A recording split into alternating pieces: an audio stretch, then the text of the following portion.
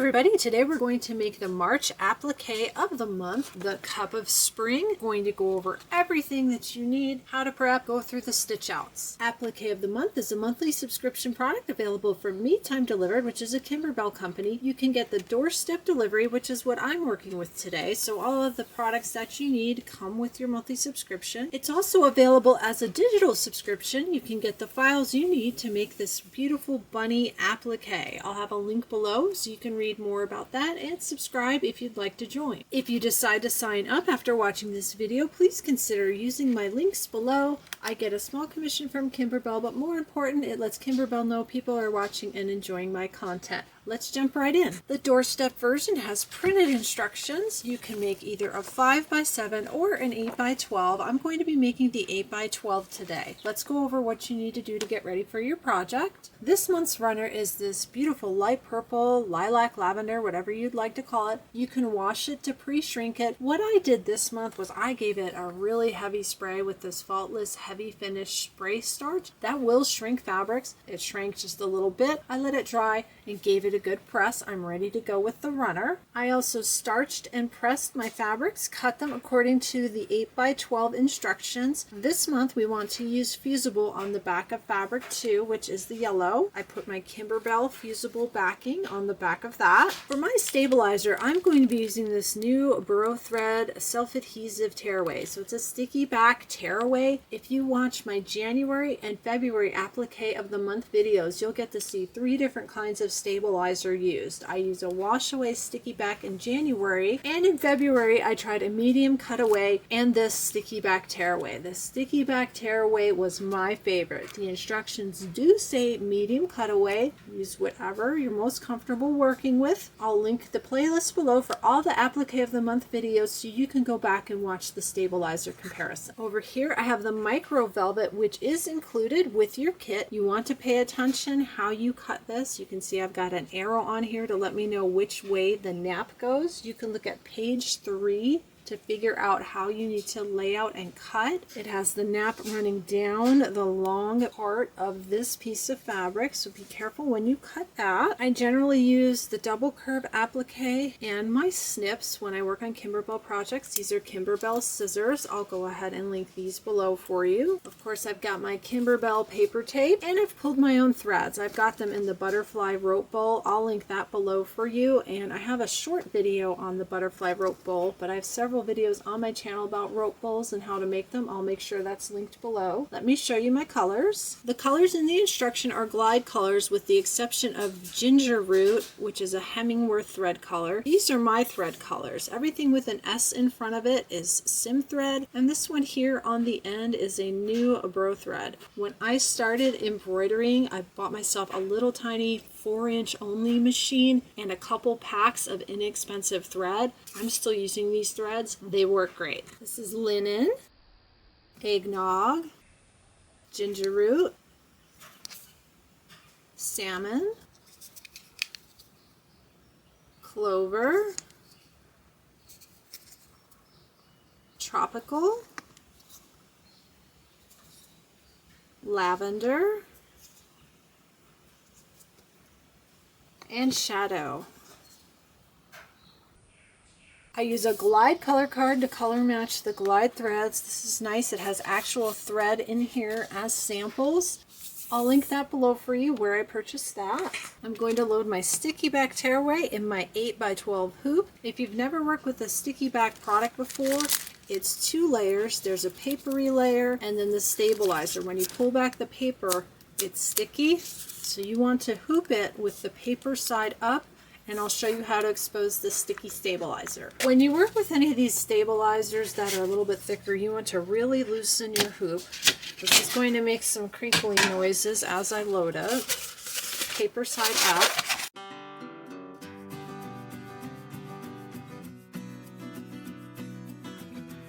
Once you've got it loaded, you want to make sure to screwdriver tighten this. You don't want this popping out when you're working with it.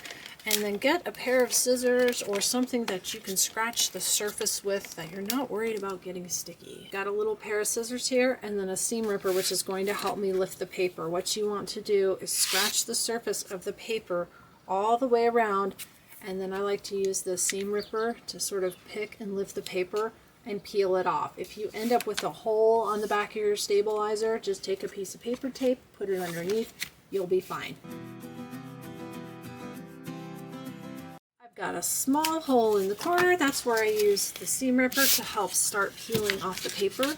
Piece of paper tape, put that on the back.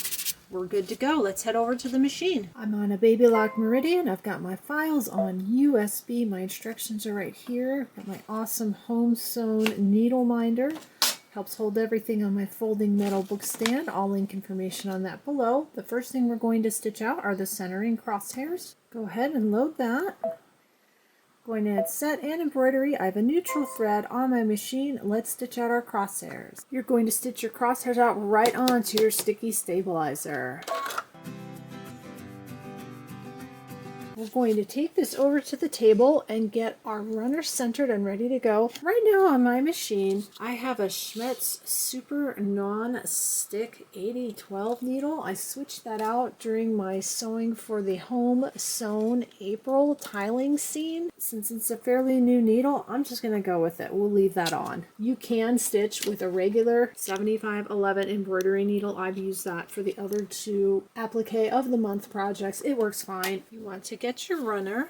I'm going to unfold it, and then what we want to do is fold it in half lengthwise, like that, so right sides together, and then you're going to fold it up 6 inches if you're working with the 8x12, or 4.5 inches if you're working with the 5x7. And you want to exclude the trim. Here's 6 inches. I'm going to fold that up.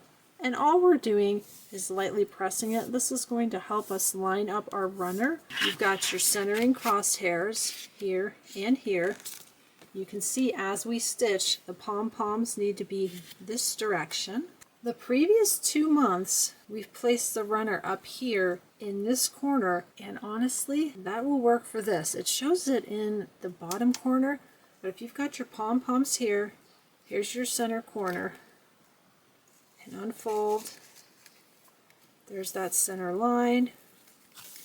I'm really used to doing it this way, and unfold. The only difference in the instructions is they just started in the bottom corner and unfolded this way. Either way works. What you're looking to do is have your fold lines that you just put on your fabric overlap with your crosshairs underneath. So make sure that everything looks good. I'm going to press this on my sticky stabilizer, and this is why I like using the sticky stabilizer.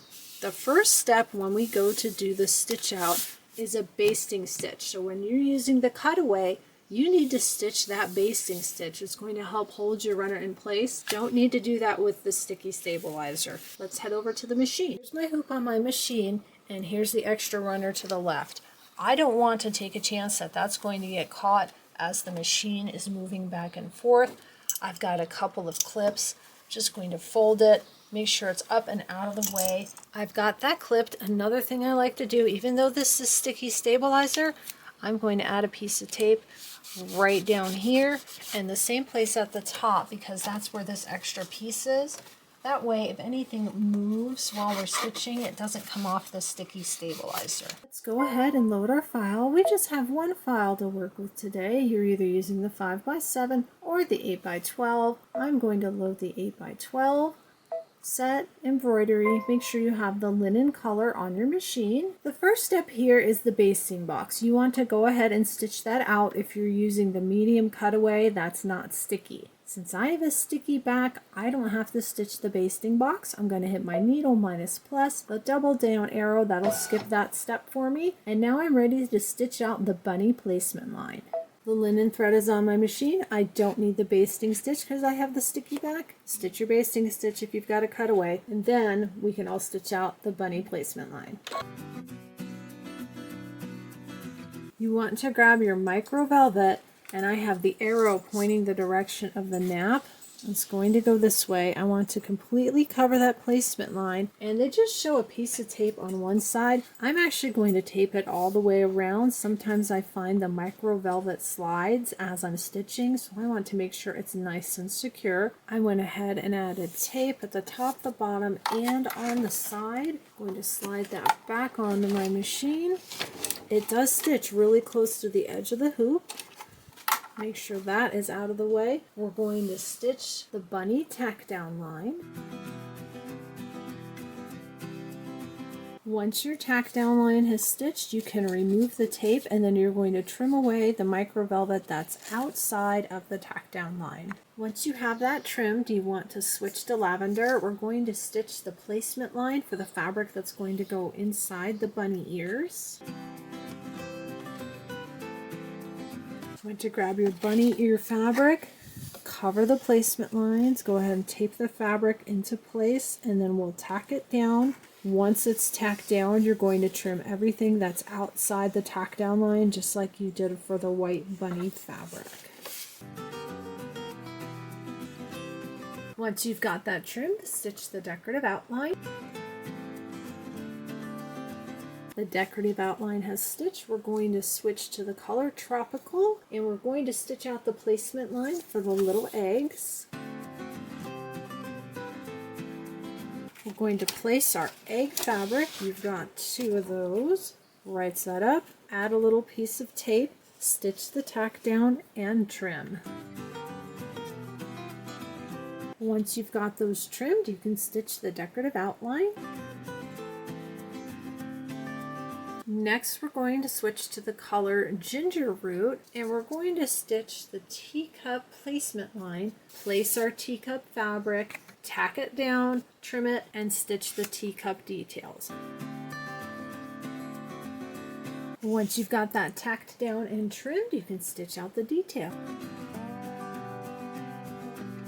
This is looking really, really cute. We want to switch to Eggnog, and we're going to stitch out the handle fills and teacup satin outlines.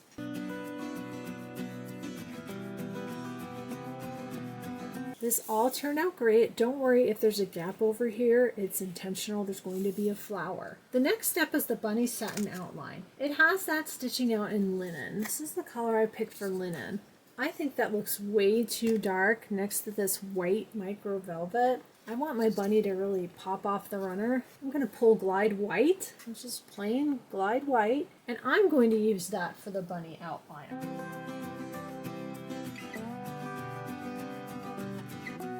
I love the way the white looks. It really pops. I'm glad I decided to do that instead of the linen color. I think my linen was a little too dark. We're going to switch to Shadow and stitch out the bunny eyes, and then after that switch to Salmon and stitch out the nose and the ribbon fill. That's 3 separate steps on your machine. I'm going to go ahead and run those together. The rest of the stitch out is the flower detail. We're going to go through a lot of thread colors. I like to line mine all up in a row and get them ready to go. We're going to start with Clover for the stems and leaves fills, then Eggnog for the flower 1 petals fill, then Tropical for the flower 6 petals fill. Lavender is next for the flower 2 and flower 4 petals fill. Salmon is used for flower 3 and flower 5 petals fill and the center of flower 1. And then at the end they have linen for the center of the flowers 3, 4, and 6. I'm going to go ahead and use white since I switched out the linen on the bunny for white. I think this will look really good in the center of the flowers. I'm going to go ahead and run all these steps together. It's just straight embroidery stitching and thread changes. I've got Clover on my machine to start the rest of these stitch outs. Get all your colors ready to go. Let's finish up our flowers.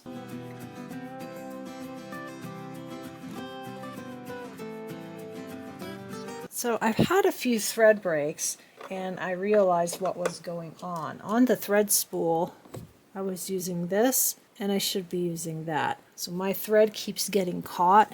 It kind of catches on that. I need to use this. I'm going to need to go back and fix this leaf and then fix this. I'm going to walk you through how to do that in case you have some trouble. The crosshairs are up here. I actually want to back up and restitch this leaf right here on the pink flower. I have a needle minus plus, and then it brings up how you can move. I don't want to use any of the double arrows because that'll go by thread color. I'm going to back up. I'll just use the 10s until I see it's right around where that leaf is. That looks good. So I'm going to hit OK. And then I'm going to put my presser foot down, watch it restitch that leaf, and then stop and cut the thread, and then we'll come back and we'll advance to where we need to be on the blue flower. Now it's on to the next flower. The leaf looks good on that, so let's go to the screen and let's advance past that leaf. My crosshairs are right on that leaf. Needle minus plus, we're going to go forward. I'm okay to resume my stitch out. That's stitched out just fine. We're going to go ahead and resume. We'll work through the eggnog, tropical, lavender, salmon, and white.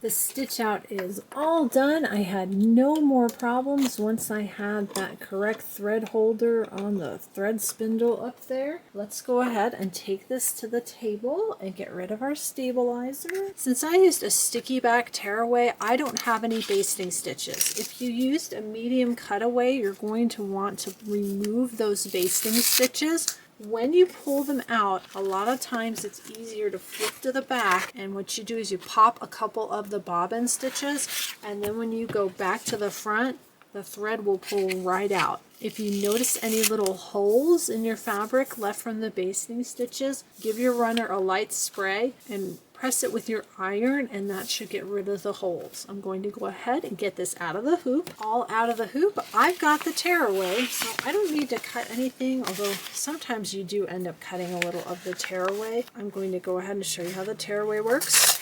You tear it, it's going to make a little noise. And what I like to do as I get near my stitches is kind of hold them with my thumb, and that keeps it from pulling on the stitches as I remove the stabilizer. You just go around your piece and get rid of your tearaway. You can trim it, make it easier to work with. Just be careful not to trim your runner.